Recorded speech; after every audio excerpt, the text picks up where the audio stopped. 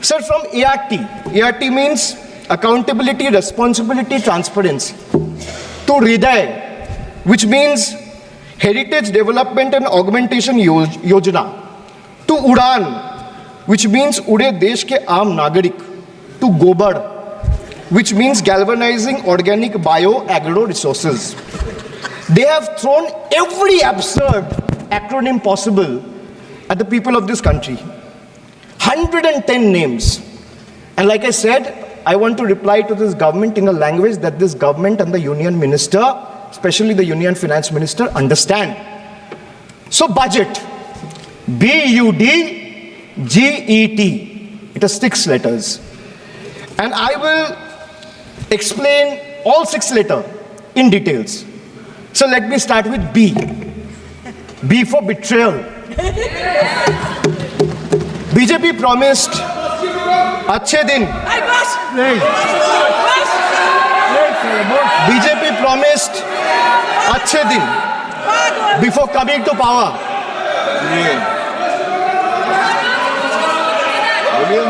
BJP promised अच्छे दिन before coming to power in 2014, sir. Sir, what has they done? What has they done? They have betrayed the citizens. They have betrayed the housewives, betrayed daily wage earners, betrayed farmers.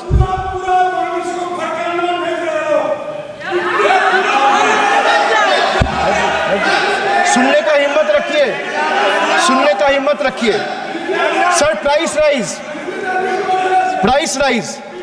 Sir, a home cooked veg thali costs 8% more year on year in April 2024.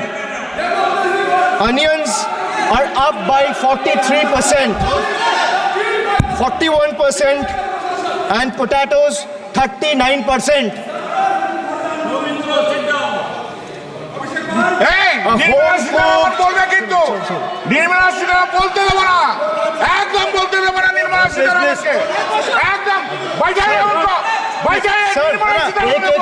एक को बोलने की इजाजत है.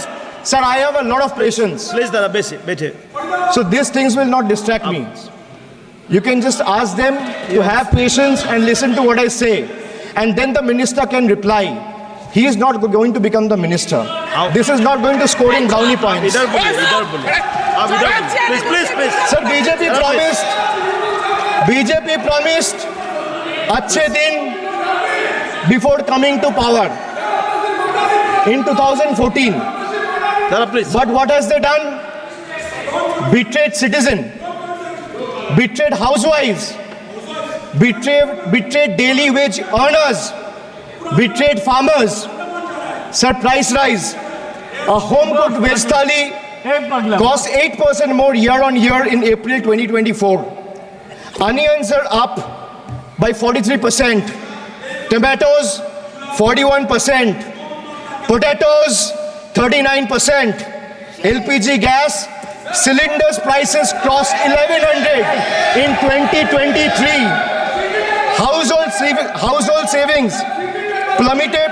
Household savings plummeted to a 50-year low in 2023, with household debt reaching a record high of 39.1% of GDP in 2024.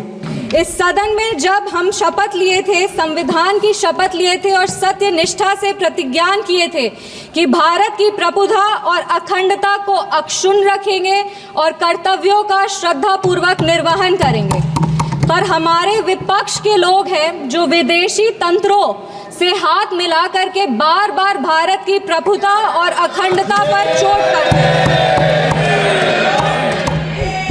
एक तरफ जहां मोदी जी की कार्यकाल में एफडीआई बढ़ा है, जो फॉरेन डायरेक्ट इन्वेस्टमेंट है, वहीं पे इतने ही वर्षों में कांग्रेस का एसडीआई जरूर बढ़ गया। अब एस उसमें क्या है, उसका नाम लेंगे तो हल्ला हंगामा हो जाएगा, इसीलिए आप लोग खुद ही समझ जाइएगा।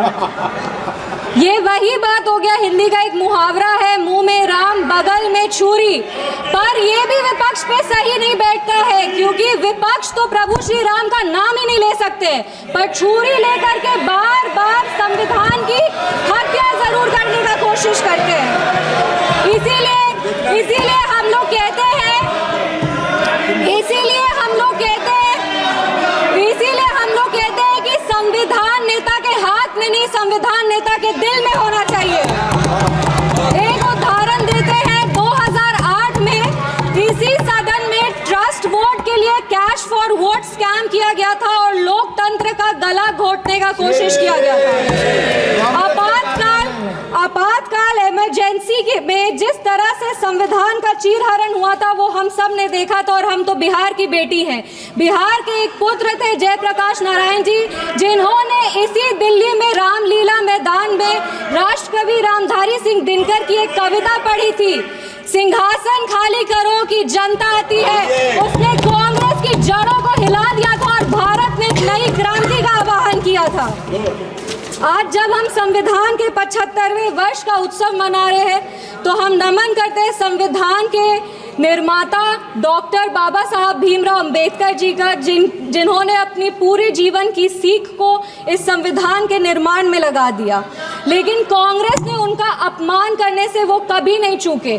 जिस संविधान सभा सेंट्रल हॉल में संविधान पे चर्चा हुई, संविधान लिखा गया, उस सेंट्रल हॉल में बाबा साहब की चित्र तक को इन्होंने लगने नहीं दिया।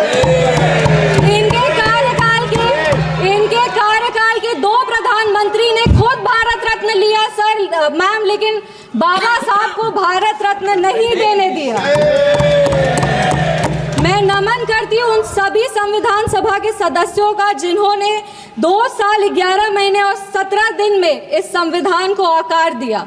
बिहार के इस देश के पहले राष्ट्रपति और संविधान सभा के अध्यक्ष डॉक्टर राजेंद्र प्रसाद जी का और संविधान सभा के सबसे पहले अध्यक्ष सच्चिदानंद सिन्हा जी का, जिन्होंने मिल करके इस संविधान के निर्माण में अपनी पूरी जीवन लगा दी। संविधान, विपक्ष को कहना चाहेंगे, संविधान सिर्फ आर्टिकल्स और प्रिंसिपल्स नहीं है, ये एक ग्रंथ है। ये आम आदमी का भरोसा है, ये आम आदमी की आस है। ये इस देश के नागरिक को वो महसूस कराता है कि वो स्वतंत्र है, सशक्त है और सुरक्षित भी है। इस संविधान की ताकत ही है कि आज इस 25 साल की युवा महिला सांसद इस सदन में महिलाओं की आवाज बनी है। ये संविधान की ताकत है कि इस देश के सबसे उच्च पद पर एक आदिवासी समुदाय की महिला विराजमान है। ये संविधान की ताकत है कि हमारे प्रधानमंत्री एक गरीब परिवार के सदस्य हैं। और इस संविधान की ही ताकत है कि जननायक कर्पूरी ठाकुर जैसे व्यक्ति जो एक पिछड़े वर्ग से आते थे, वो बिहार प्रदेश जैसे राज्य के मुख्यमंत्री बने। पर अब जब बिहार की बात कर रहे हैं तो हम जरूर इस सदन के संज्ञान में लाएंगे कि विपक्ष दल का एक शासन आया था जब बिहार में जंगल राज आ गया था।